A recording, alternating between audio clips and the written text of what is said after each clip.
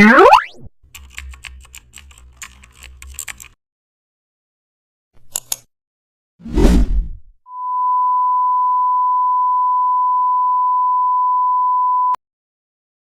back to the channel. Don't forget to like, share and subscribe for more updates. Today we are explore custom shape percentage circle indicator in Photoshop.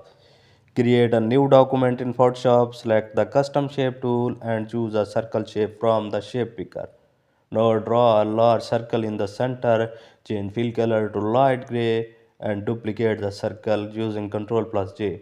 Now resize the duplicate slightly smaller. Also change its color to green, use edit transform scale to reduce weight.